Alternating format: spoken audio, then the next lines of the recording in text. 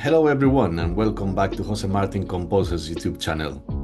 Today I have the absolute pleasure of speaking with a composer, musician, educator and author of a book designing music for emotion. He is Principal Science with a PhD in Chemical Engineering from the University College of London. He also holds a BA Honours in Music, Grade 5 Music Theory and he achieved Grade 8 AVRSM in Classical Guitar. His book is remarkable, exploring how music can be intentionally crafted to move us, to make us feel joy, fear, tenderness or suspense.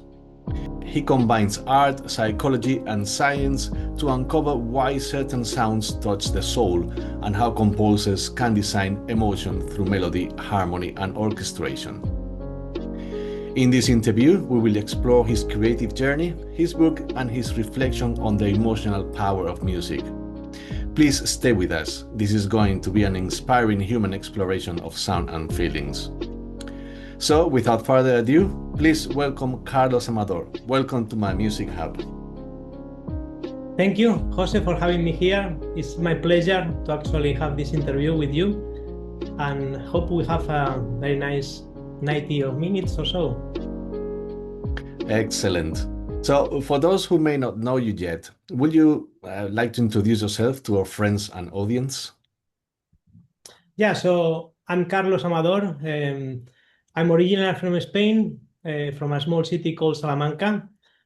I studied chemical engineering in Spain, and then after working for a while there, I came to the UK to study a PhD in chemical engineering, to do research. And I've been here since 2002, first in London and now in Newcastle for the last 20 years. And then I have also a passion for music, especially film music. And that's where I put basically the rest of time I have in the day. Excellent. Carlos, can you tell us about where you grown up? What was your first connection to music? Were you born in a musical family? So I was born in Salamanca, which is a very small city in Spain that is a university city with a lot of young people there. My family wasn't musical at all. And I think for the first few years, I was very involved in athletics. I used to do a lot of long jump, running. And then when I was 13, basically I had a problem with my Achilles tendon. And I think that's probably what switched from doing sports. I had to stop completely doing sports for the next 20 years. And then I started to take lessons in classical guitar.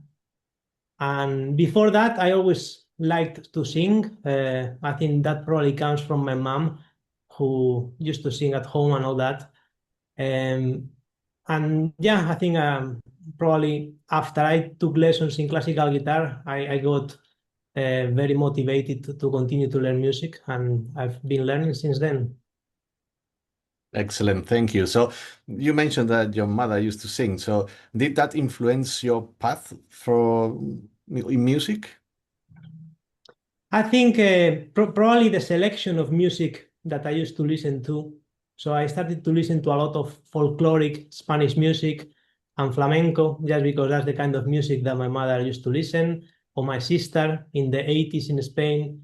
In addition to the traditional pop music from the 80s, my sister used to listen to a lot of flamenco. So a lot of the music I listened when I was very young is actually Spanish pop music or flamenco. Excellent. You originally trained in classical guitar. What did that instrument teach you emotionally? I think classical guitar, for me, the nicest thing of classical guitar is the kind of sound that you can create with the guitar.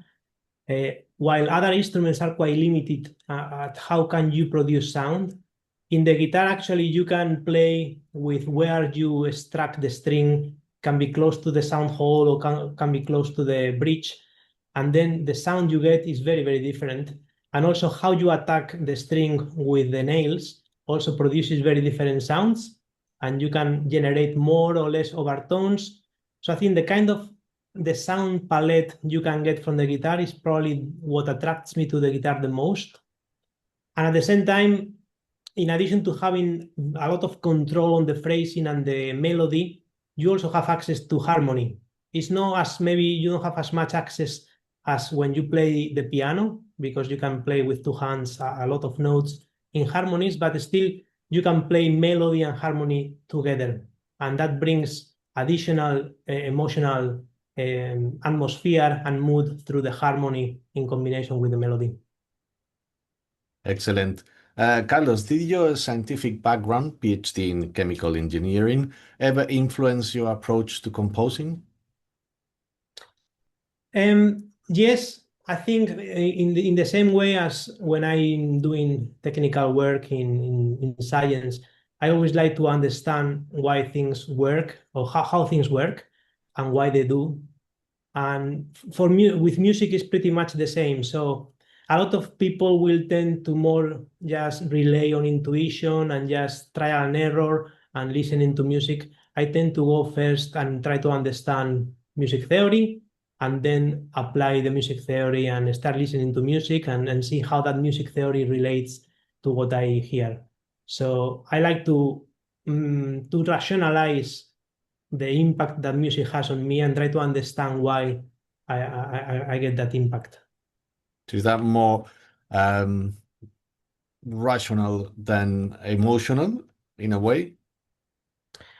I think it's probably both, but the way I get to understand emotion is first understanding or rationalizing how our brain reacts to music and what are the mechanisms that actually allows us to trigger emotions through music. Understand. What was your first composition that made you feel, yes, this is my path? Probably a little piano piece that I wrote that was called a mood impression. It was an impressionistic piece, kind of trying to compose something similar to the music from Debussy. And I really like impressionistic music because of the kind of sound colors that they tend to create and the atmosphere and the mood that is established. So when I wrote that piece of music, yeah, I think I liked it and I liked the kind of mood that created. And for me, always music has been about creating emotion and communicating emotion to the listeners. How old were you at that time? I think probably I was in my late 20s. So I wrote more music at the beginning when I wasn't studying first music, but when I got serious about writing music is when I started to study the degree in music. And then this is when I wrote that piece of music. Before I had written other more popular songs and kind of singing and playing guitar compositions, but I started to compose classical music more when I started to study music. What role did film or visual storytelling play in shaping your musical voice? Um, I think for me also because I've been always a very visual person, so I didn't do a lot of reading when I was little. I used to actually watch a lot of movies, so I've always been very linked to listening to music through movies, and I think that actually combining image and sound brings additional possibilities by actually having a counterpoint of image and sound and it's more explicit what the music has to tell. So yeah, it's a kind of a medium. I like the one that I like the most. Thank you. Carlos, who were your biggest influences musically and physiologically? Well, musically, I think in my early years, probably it was all Spanish music from the 80s. Things like Manolo García, El Último de la Fila. It was the first band. I think it's the first concert I ever attended when I was 6 years old, I think, in Valencia when we were on a beach holiday. And I think I still remember that concert. And since then, Manolo García and El Último de la Fila has been always my favorite band of Spanish music. If we go into more classical music, I think Bach is my favorite composer, and that's probably because a lot of the violin and cello partitas and sonatas from Bach are actually played in the classical guitar, so they have become like staples in classical guitar, and I really love his music. And then also other composers that I like as well a lot are Debussy, I think impressionistic, Ravel, Chopin, romantic. So towards kind of dramatic and emotional music. Thank you. Um, Carlos, Debussy didn't like to be called impressionism, isn't it? He wanted to be away from that kind of labels. But what do you think about that? Do you think that he deserves to be called impressionist? I think at the end of the day, a label is just a label. So the important thing is actually what you experience when you listen to his music.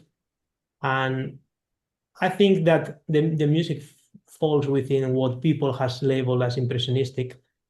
But yeah, I think it's just a label at the end of the day. Yeah, I agree with that. Did you ever feel lost or disorientated in your musical journey? How did you overcome it if that happened? Yes, I think many times, especially at the beginning when you start writing music, it can be quite mentally draining, composing music, frustrating when you don't get anything that you really like.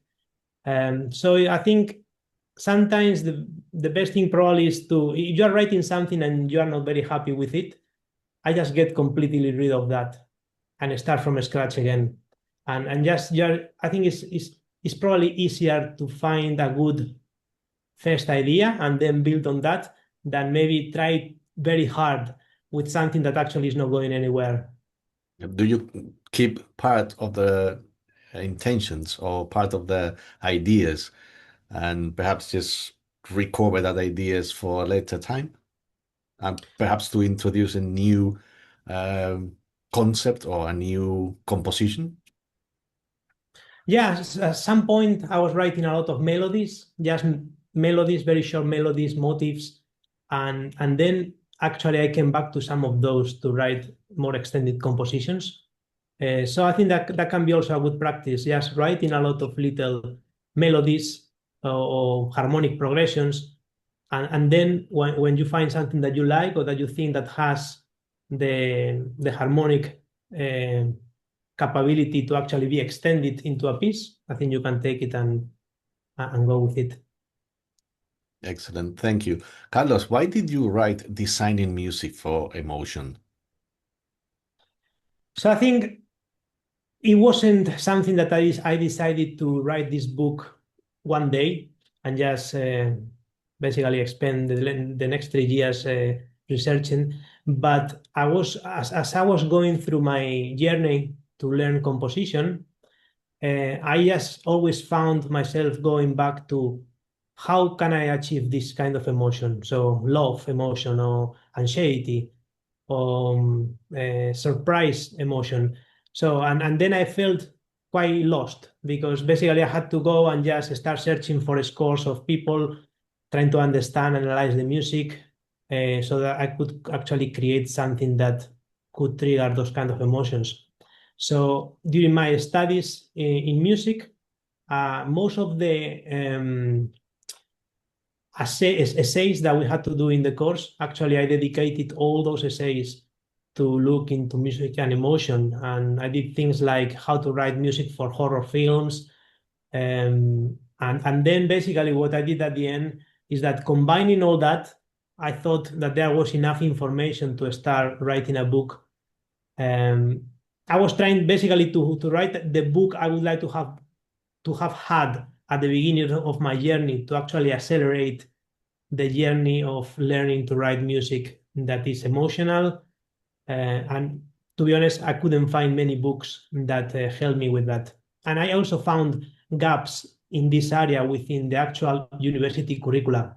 So I think there is no much information on how to write music that is emotional, and what are the different factors that influence emotion in music, whether it's the actual musical structure or the context or the listener experiences and all that. It was always a very interesting topic that I struggled to get information. Thank you. Allow me a few seconds of your time to introduce my book series to you. It is called The Dark Star, a love comedy based on true events, with a twist of fiction, of course. It is honest, funny at times, and completely from the heart. You can find it now on Amazon at the link below. I hope it makes you laugh, maybe think a little, or just enjoy it. Thank you so much, and see you soon. What do you think about the modes, the Greek modes? Because that's the basic emotions I mean, it's the basic human emotions on those modes, right? Like the Frisian mode and Dorian mode. Do we need actually major or minor scales, or we can do only with the modes? What's your opinion on that? At the end of the day, probably the modes also are like divided into minor modes and major modes as well. But yeah, I think modes are a kind of associative, they have associated emotions basically based on how people has used them traditionally or historically. And I think it's a good starting point to actually establish like a baseline emotion in certain cultures. That's the thing, because they have associative meaning. It means that they may only work under certain cultures or under certain musical styles where there is a defined set of expectations already defined by those rules. But I wanted to find also more generic principles that could be applied to any music style. So yeah, I think they are an important part of writing emotional music, but they are very much culturally based. Thank you. Carlos, you opened the book with a scientific yet artistic lens. Was that deliberate, or it was something that it just came out from you? No, it was deliberate because, as I was saying, I always have this kind of critical thinking approach to understand everything I do. So actually, if you look at the title of the book, combines the words designing music for emotion, and they are a bit contrasting words. So designing implies rational thinking, critical thinking, while emotion is more about something that is intuitive, that is craft. So yeah, it's a kind of dichotomy, but the idea is, can we still learn actually from, I think the main idea was music psychologists learn from composers, and they analyze music from composers to try to understand how the brain works on creating emotions. Can we actually learn? So, as composers, can we actually learn from music psychology? And can we rationalize why our music creates emotions and actually reapply or come up with new principles and approaches to reinforce the emotional impact of our music? And that was the kind of hypothesis I was following with the book. Carlos, would you be able to tell our friends and audience which evolutionary, associative, and psychological principles you have applied in your book? Yes, so after reading a lot, I was trying to just classify the different principles into these three different buckets. I think when I refer to evolutionary principles are the most primitive kind of principles that are based on automatic responses from our body.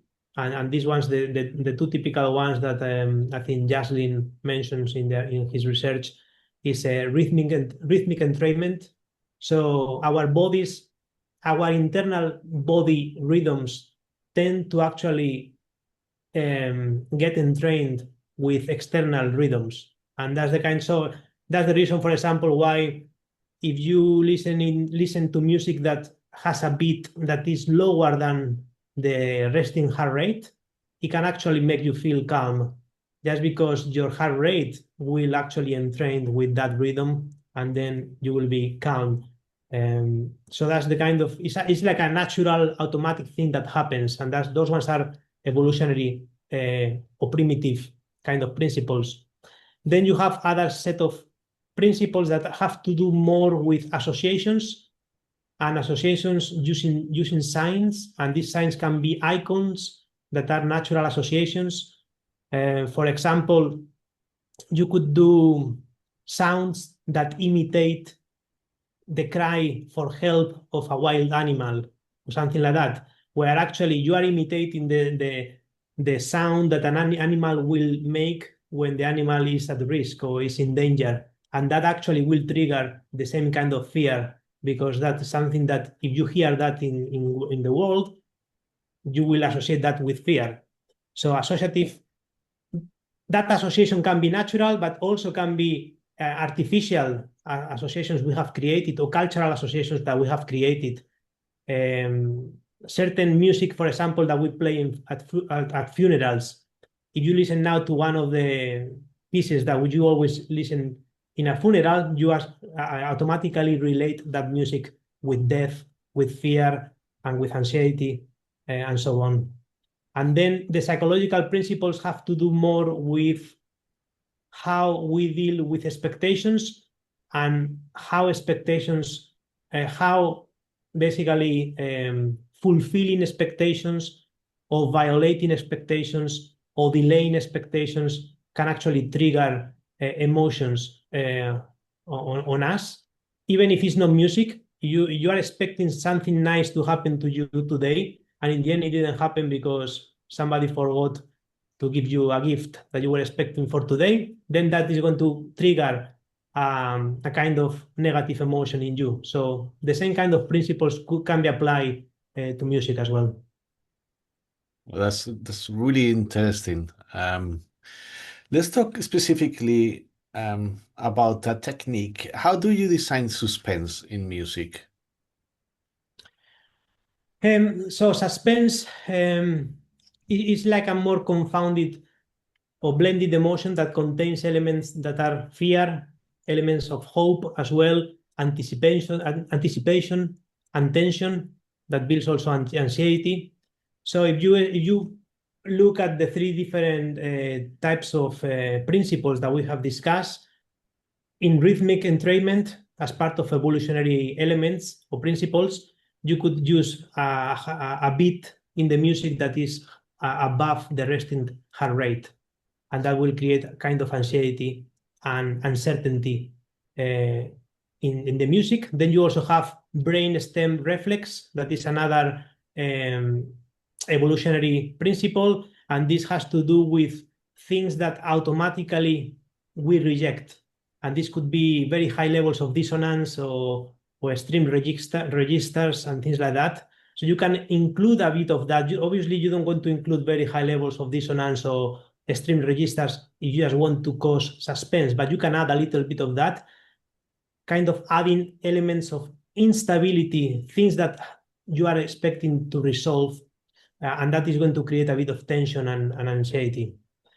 And then if you start looking at musical expectancy, anything, for example, where there's no clear expectations. So if you have, for example, an antecedent that doesn't have clear direction and you don't know where it's going to resolve, and you keep repeating that, that is going to create some kind of suspense as well. Or melodies that keep ondulating and don't have a clear direction to go and resolve. Those kind of things as well. Then you have more cliches, things like pyramidal chords, where you combine a lot of these elements, where you build dissonance over time, you build dynamics over time, you increase also the tempo over time, and that little by little brings tension and fear elements with the dissonance. And then if you go to associative elements, there are some nice examples in music. For example, there is an example on the music from Lalo Schifrin in Cincinnati Kid, where he actually uses the metaphor of a clock to suggest the passing of time and how that passing of time is actually associated to suspense, because it's building tension without having a definite conclusion. So that's basically how you can start looking at the different principles and just coming up with ideas. These principles are quite generic, so it's not telling you specifically use tonal music or atonal music. Or obviously, some types of musical styles can be ideal for some of these things. For example, atonal music is very good to create melodies that don't go anywhere because we don't have the kind of functionality that you have in tonality. So you can then apply these principles to actually select maybe music that uses different tonal idioms and put it together. Excellent. Which emotion was the hardest to analyze musically, and why?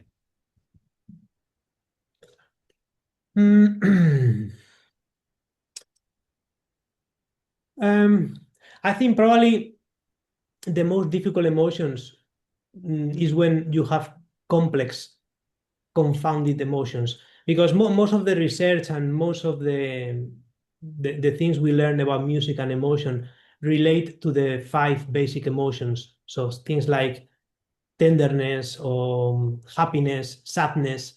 But once you start bringing more complex emotions and that actually contain 5 or different emotions combined, then that becomes more complex, because then you need to add elements of all of them at the same time. And for that, you need to start looking at the texture of the music and see how actually you can distribute maybe different emotions in different layers. There is a very nice example in one of the films from where the music is from Jay Chataway, that is called Maniac, from the 80s. It's a horror movie. And he actually, the opening title music for that movie combines a very sweet flute melody that seems to suggest kind of like kind of tenderness or pity, a bit of pity maybe, nostalgia, but at the same time the harmonies that are played in combination with that melody are actually quite dissonant.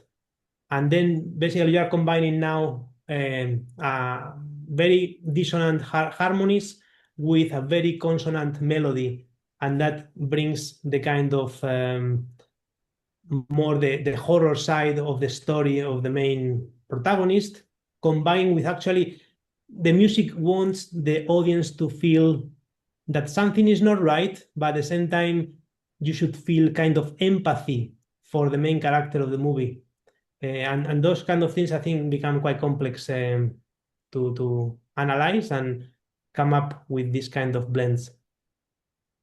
So, Carlos, where do rational and emotions meet? Is there a bridge that unifies those two contradictory concepts? I personally think so, because even if emotion is unexpected and sometimes we don't know how it works very well, but that's the whole idea of rational thinking, is to try to understand better how emotions are created. So I believe that we can learn from music psychology to understand better how emotions are created and why how different brain mechanisms can bring emotions about. I understand. So, how does differ Hollywood cliches with other global production companies? Um, I mean, most of the research I did was actually based on Hollywood music. So that was part of the context I wanted to put within the book. So I haven't explored other kind of styles in film, but I would say that a lot of the principles, so when we look at these principles to write music that is emotional, we tend to classify them between cultural and universal. And a lot of the principles that are universal should apply in all cases. Because, for example, as we were saying, some of the evolutionary principles are going to be true in all kinds of music. Now, some of the associative principles may not work in certain cultures or under certain musical styles. So, yeah, I think principles are quite broad and some of them can be applied across different musical styles. Thank you, Carlos. Uh, what is frisson and how do you define and trigger that feeling? So frisson is like a sudden and intense emotional response that comes from a strong violation of an expectation. So it's a kind of surprise emotion, but it has a final ending that is kind of pleasurable, so non-threatening ending. And because it's non-threatening ending, basically creates like a pleasurable feeling. And then this kind of emotion also translates into physiological changes such as goosebumps and tingly sensations. So, and this kind of strong pleasurable component comes from a contrasting valence where you were expecting something that could be negative, but eventually nothing that is threatening happening. And that contrasting or contrast between expecting something that is negative and having something at the end that is positive actually magnifies the pleasurable content of the emotion. And that's quite an important aspect on and then when we write music that we want to trigger this kind of emotion, we need to look at that and see how we can create an expectation of something that builds tension or could bring something that is negative but eventually is positive. Excellent. Carlos, do you believe composers can be too emotionally manipulative? Would you agree that in a sense, that's the aim of the composer at the end of the day? To manipulate their emotions? I think more than manipulate, I think there's probably two types of music that we listen to. So I think some of the music that is very emotional, is very bold, is a kind of they are trying to trigger certain emotions very directly, but also other music just suggest kind of emotions or is quite open for you to actually come up with emotions based on your personal experiences. So yeah, I think there is one type of music where the composer can be, I think, a bit more targeting specific emotions that is a bit more manipulative maybe. Manipulative, I don't like the word manipulative because it has a bit of negative connotation. But obviously, when we write music, we are trying to express the emotions we want to tell in the story. At the end of the day, that's what we are trying to do. Now, it's true that some other music doesn't target specific emotions very directly, and it's more just, and I think probably impressionistic music maybe falls within that kind of open mood where suggests certain things that maybe based on your personal emotions, personal experiences can trigger actually different emotions for one person or for another person. Yeah, I agree with that. How does orchestration help shape emotional depth? I think two things that generally I look in orchestration. Obviously, the first one is the associative component of each of the instruments that we have in the orchestra. So if you, just culturally, different instruments have associations to love or to horror music. If you want to play something that is tender, you will use violins, you will use flute, because traditionally that have been associated to this kind of emotions. And also because in some cases, there is a reason behind as well, a rational reason behind. And it could be, for example, that different instruments have different levels of built-in dissonance. So brass instruments contain a lot of built-in dissonance. If you play the same note in a trumpet, the kind of dissonant harmonics you get are different than the ones you get in a flute. And I think that has a bit of a component as well on how we choose instruments and associate instruments to different emotions. Does Also, the technique as well that we use, like legato, will increase the emotion of a phrase or an idea or a melody? sure, yes, completely. Because some extended techniques can only be done in certain instruments. So I think when we write for orchestra, idiomatic writing is very, very important. So how can you actually write something that can only be played with an orchestra? And why? Because you are actually using the techniques that are the strongest techniques for each of the instruments that you are using in the orchestra. So using, I don't know, tremolos in a violin can be very effective also to build tension and to bring instability into the music. So yes, extended techniques are very powerful when you are combining when you are having orchestration. I think that the other aspect is texture. And so we have generally when we orchestrate music, we distribute different layers of the music to different instrumental groups. And I think that gives you the option to either reinforce the emotions, either have different nuances or different emotions in different layers of the music. So it can help to actually create more complex emotions through orchestration. Thank you, Carlos. I want to return to your excellent book. How important was the listener data to validating your ideas? Yes, so I think that was, I think, very important because a lot of the techniques were slightly refined through this kind of cycle research, getting feedback from the listeners and then checking whether or not if I modified a technique, the feedback was better or worse. And I have a few examples where actually, thanks to the feedback, some of the techniques were slightly modified. Especially, for example, I have an example on what they are called pump-up modulations.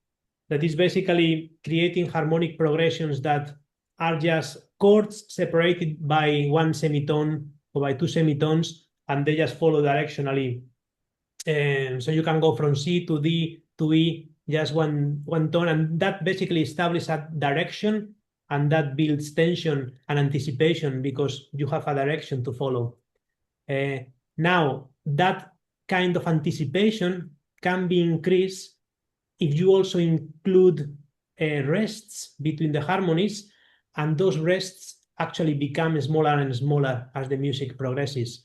And those kind of things, you can play with different things, expose that to the listeners, and just and get feedback basically, and see what works best. Yeah, thank you. How do you hope a young composer uses your book, and how should an experienced one use it? I think so.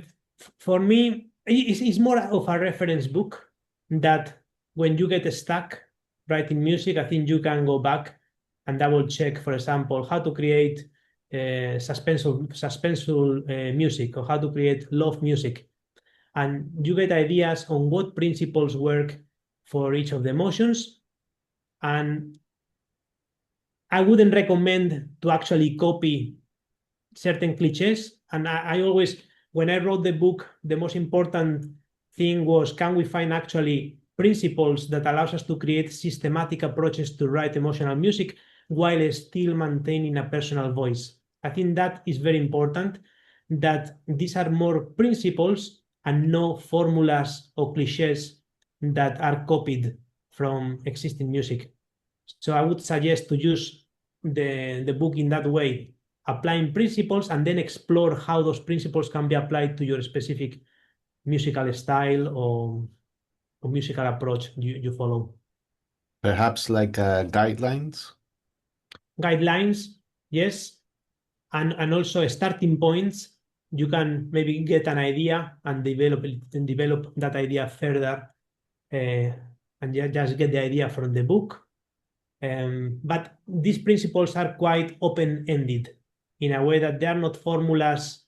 In some cases, some associative principles are quite defined, but in other cases, these principles are quite open-ended. So you are free to actually apply them in the way you want. Excellent. Carlos, what is one technique that you have discovered while writing the book that you wasn't aware of? Probably there's a few of them, but one interesting one is the chromatic modulating cadences that are very used or very common in Hollywood film music. And there is an excellent book by Lehman that is called, I think, Hollywood Harmony, that talks quite a lot about these chromatic modulating cadences. And the idea, and actually they are used for creating surprise and specifically for frisson and also awe.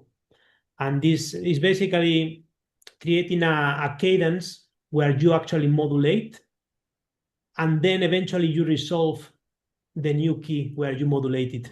So in a way, so you have a modulation using a chromatic chord that doesn't belong to the first key, and that actually creates this surprise. And then you have this resolution of tension from the surprise to actually resolving that chromatic chord going into a new key. And that basically releases tension, and that is what creates this frisson sudden emotion when you listen to that music. And there's some lovely examples of this technique applied in different films. Thank you. I want to touch on your compositions. So you have scored animations like Sintel. How is scoring animation different emotionally? I think traditionally animations were, I think they tend to have a lot more music because they are not based in the natural real world. You don't have so many of the field sounds that you have in a movie don't exist in an animation. So they tend to put music for everything. And traditionally, there was this, what they used to call Mickey Mousing, that was trying to actually write music that parallels the actual image. So when somebody goes upstairs, the music goes also up in the register, that kind of thing. I think that is now a bit old-fashioned and is not used as much. But still, I think animation movies tend to have a lot more music, a lot tighter synchronization. So the music has to go hand by hand with the change in cuts that you have from one scene to another. And yeah, because you don't want so much realism, where sometimes silence is the best music you can use. In animations, you tend to use a lot of music. Yeah, I have a friend that he doesn't, and he's not aware of music intentions, or he hasn't got any formal education in music. He doesn't know how basically music functions. And when I was listening to Schoenberg, this person was saying like, "Oh, that's like a comic and animation film," and I was like, "Yes, actually, it's actually like that." It was connecting that music with Schoenberg with those films. I was like, "It is true, yeah, yeah, yeah." Yeah, at the end of the day, our ears, even if we don't rationalize, at the end of the day, the music has an effect in everyone, no matter whether they know or they don't know the theory behind. Yeah. Hello, everyone. I don't usually do this kind of video, but I wanted to share something a little more personal with you today. Back in 2013 to 2014, I was writing a book, well, a whole series. It is a story about a man who walks away from music, from potential fame, from everything he thought he wanted, and ends up working at Heathrow Airport. He meets different people, drifts through places, but then he meets someone who changed everything. It is raw, it is a bit messy, but it is as real as it can be. I have put a lot of myself into this, past memories, things I have never said out loud, and things I have made up to understand what I have actually felt. I wrote The Dark Star because I needed to, but I'm sharing it now because maybe, just maybe, it will speak something to you too. If you have been following my journey, supporting my music, or just curious about the person behind the scenes, this is probably the closest I've ever come to telling the truth through fiction. The Dark Star is for sale on Amazon. The link is on the description. Thank you truly for being here with me. I do not take it for granted. And if you do read it, let me know your comments. Thank you and see you soon. Yeah, excellent. I want to talk about your process. What's your process when you get a new film? You do the music first, you do the script, you read it, or you think about the emotions. What is the process? I think specifically for the animation, it was a rescord of our open source film that I did this Sintel rescord. In that case, obviously, I wrote the music once the movie was already completely done. I think that's the most standard. I think film composers will get the final cut of the movie and then go and run with that, and you have to actually put music in the last 3 or 4 weeks before the movie launches. So the music tends to go last. Now, other projects, for example, another piece I wrote as part of this project of designing music for emotion was a horror story that was going through a journey of emotions.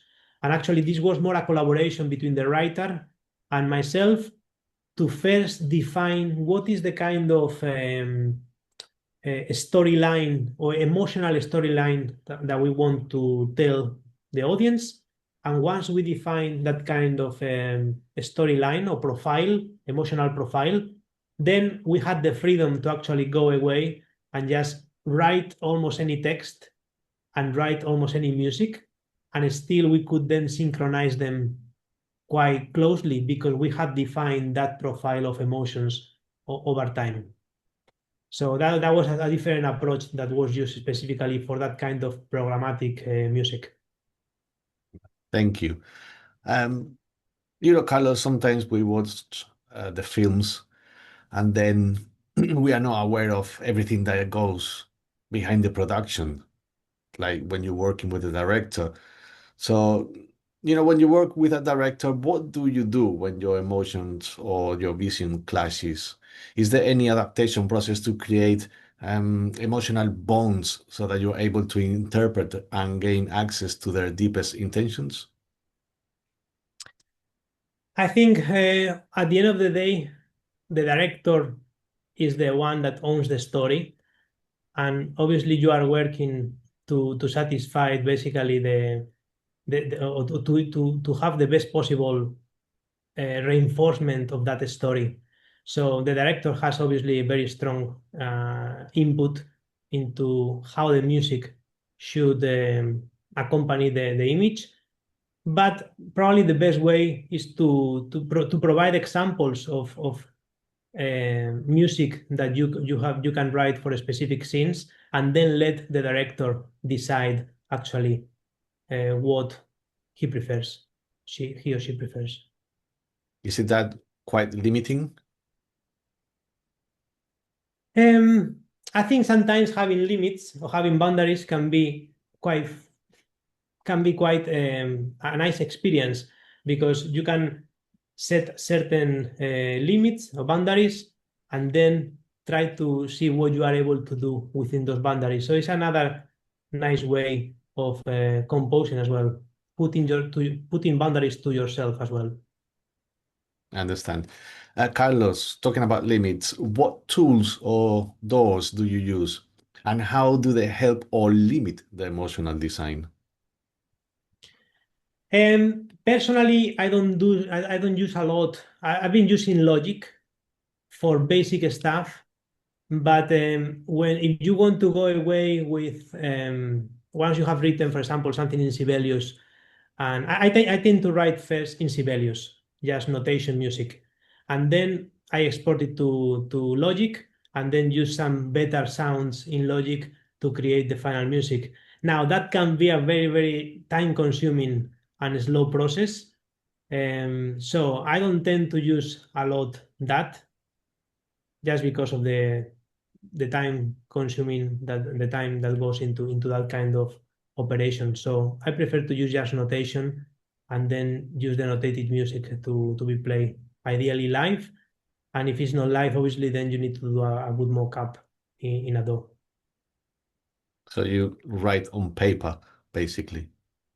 Yeah, That's, you know what, that's an old-fashioned, but it's so good.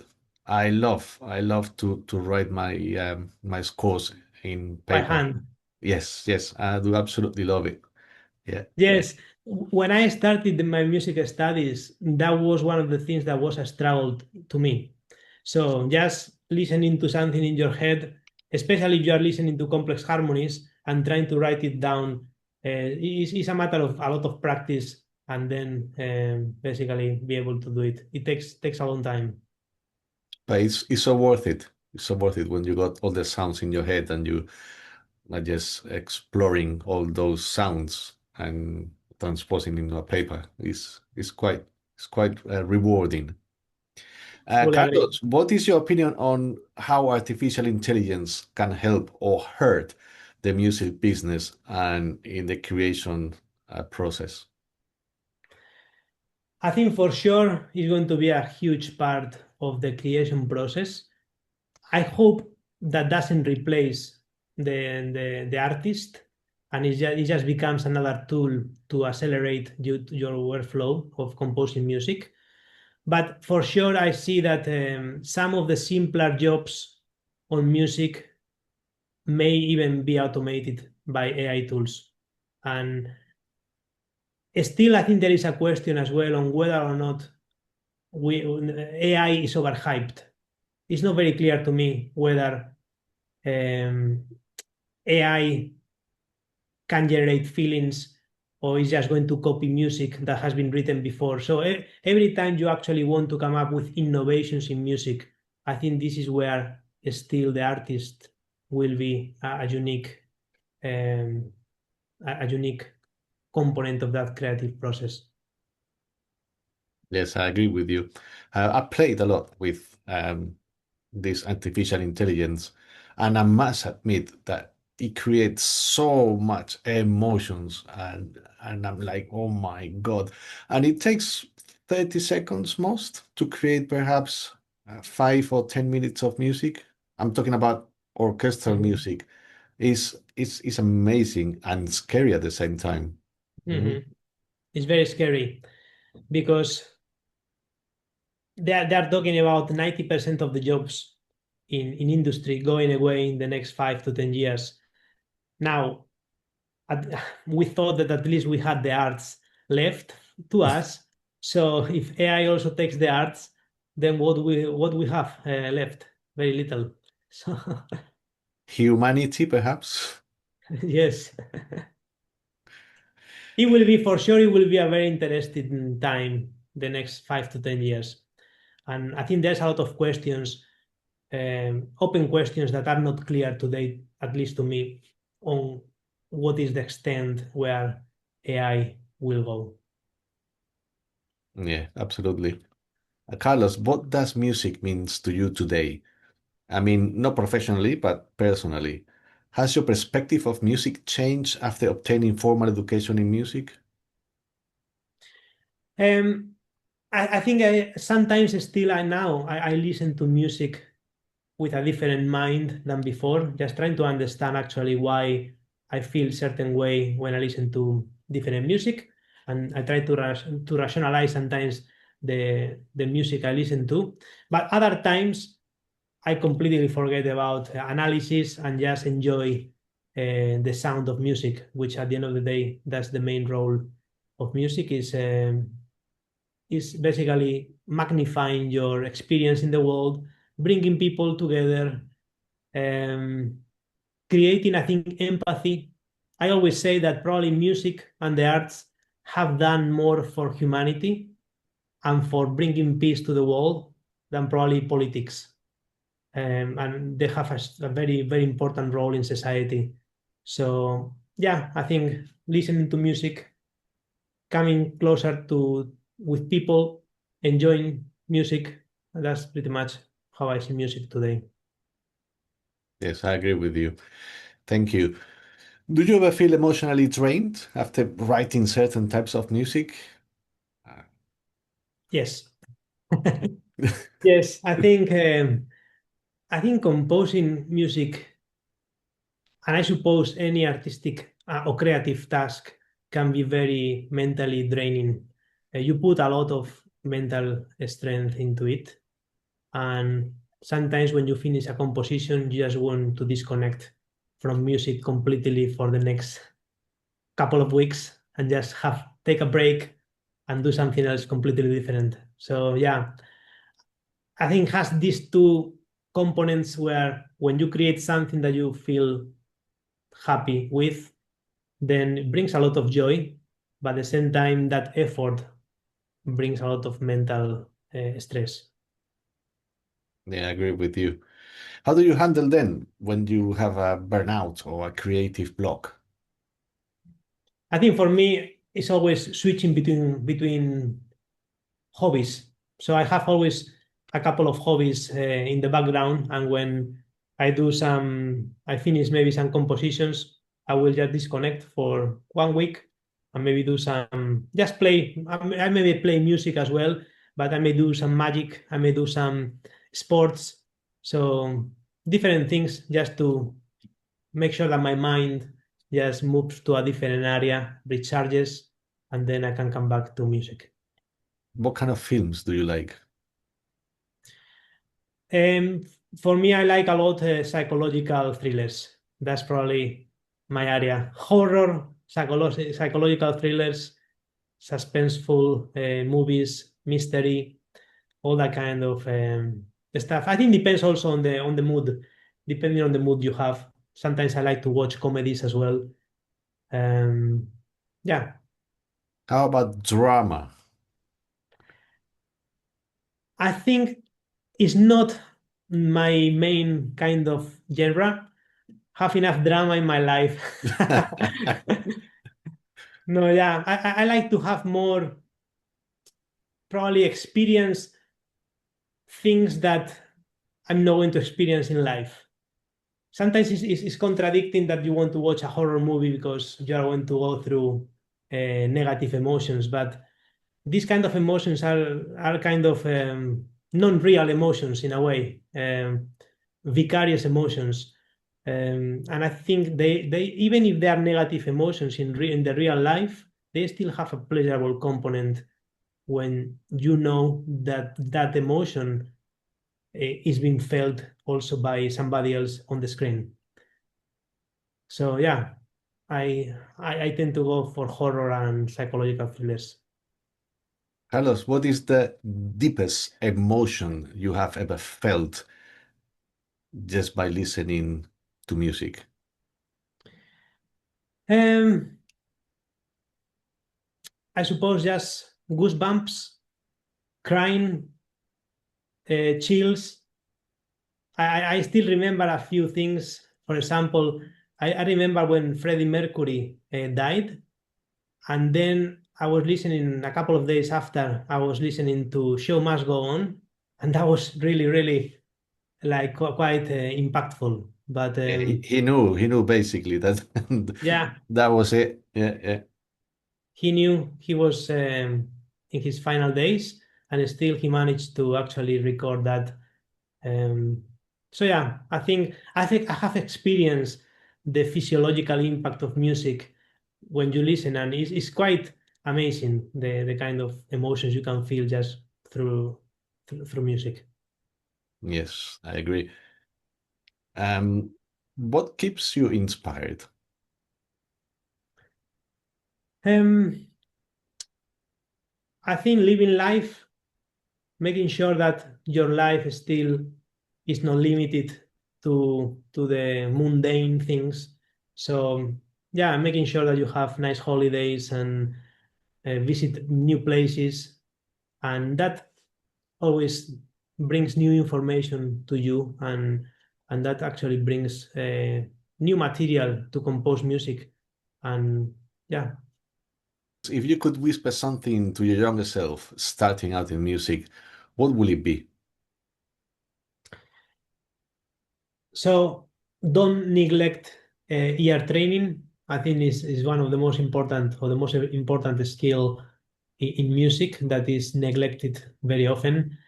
And also starting music as young as possible. There's a lot of studies on brain plasticity when you are very young, and the amount of musical information that you can absorb when you are very young is a lot higher than once you are already an adult. So yeah, I think those two things, probably start as early as possible, and make sure that you do a lot of ear training early on. Excellent. What is your opinion on microtonal music in terms of film music and emotion? Yeah, so it's an area I haven't explored in a lot of detail, but I think it has a lot of potential, just because obviously it's not something culturally, it's not something common in the Western culture. So it's an opportunity to explore elements of music that comes from other cultures, and that are going to be surprising and impactful probably in the Western music as well. So for sure, it's something that I would like to explore in more detail in the future. Yes, I was listening to some Indian music a while ago, and it was resonating to flamenco so much because actually flamenco is the roots of flamenco are Indians, Greek, and Arabic, but somehow more refined. Mhm. Yes, so I think a lot of the actually the emotion that we hear from flamenco singers is expressed through this melisma that have very microtonal shifts in the melody. And yeah, I think it's a very interesting area to explore in the Western culture. Excellent. Carlos, what is next for you? Another book, more scores, teaching, scoring for film? So at the moment, also because of the commitments I have currently today in my life, I'm more focused on music education, and I have a couple of projects in this area, and especially I would like to translate the book into Spanish. Is the project that I'm currently working on. Also, I'm trying to rewrite parts of the book to have like a simplified version of the book that targets more music enthusiasts. So and do that through a audiobook. So something that is easy to listen to, that you can actually listen to the examples of music, and you can understand how music works without having to understand all the theory. So I think that's another project I've started to work on. And then I also have another project that I started a long time ago, but I put it on hold. And I think probably I will retake that project once I finish this. That is related to writing a book for classical guitar, and more specifically about musicianship for classical guitar.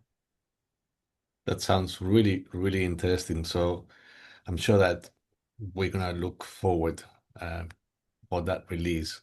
Carlos, where do you think music and emotion will go in the next 10 to 20 years?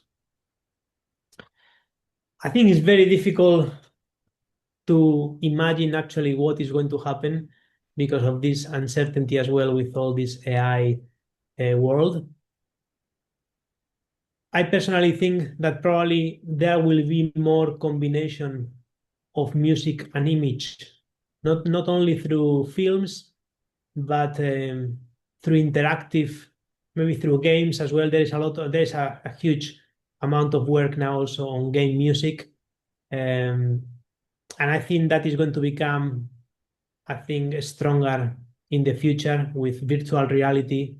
And yeah, I think it will be interesting to see what happens, but it's difficult to predict where we will go depending on the kind of technological developments that take place in the next 5 to 10 years. Thank you. Carlos, what is your genre? What music do you actually enjoy listening to?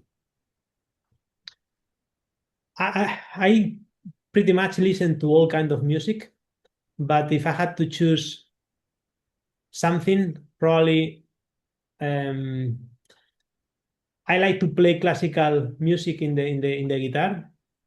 I like to sing flamenco, and I also enjoy pop music.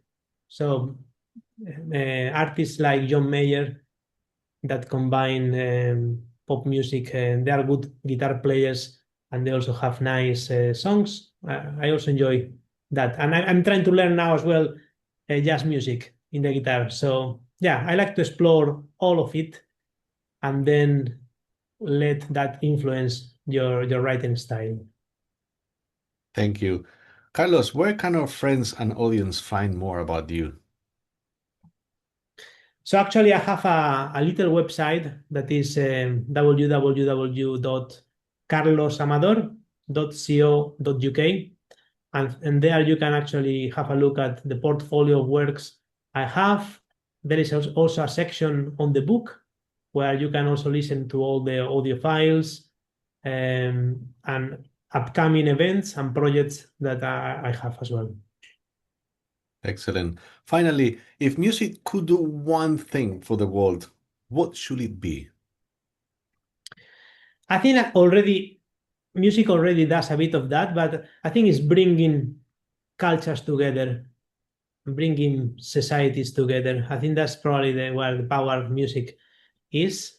It's amazing to see how some pop singers can bring millions of people from different countries that actually have different cultural backgrounds, but that are united through music. And I think that's actually that kind of brotherhood that music can bring to society. I think is very important for peace and for societal development as well. I totally agree with you, 100%. Carlos Amador, it's been an extraordinary conversation. I truly believe that our friends, audience, and I include myself, we have acquired an extensive knowledge in the field of music and emotions. Thank you for giving us the opportunity to know the person behind the book, Designing for Emotion. From my heart and from everyone's heart, thank you so much for your time and for coming along here with us today. Thank you so much, Carlos. Thank you. Thank you for having me. It's been a pleasure to talk to you and a very emotional experience as well. Thank you so much. Thank you so much. Thank you.